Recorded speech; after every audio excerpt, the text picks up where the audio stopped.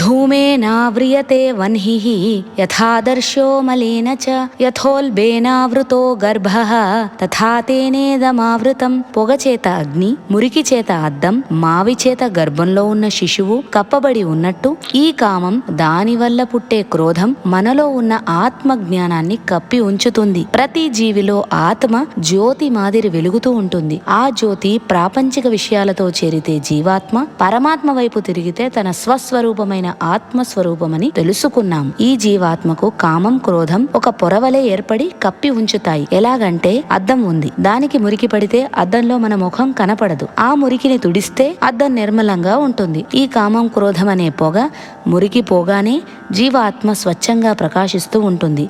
ఈ తుడవడమే సత్సాంగత్యం. నిష్కామ కర్మ ఆచరించడం, జ్ఞానం సంపాదించడం, కర్తృత్వ భావన లేకుండా కర్మ చేయడం. దీనితో జీవాత్మకు పట్టిన మురికి తొలగిపోతుంది.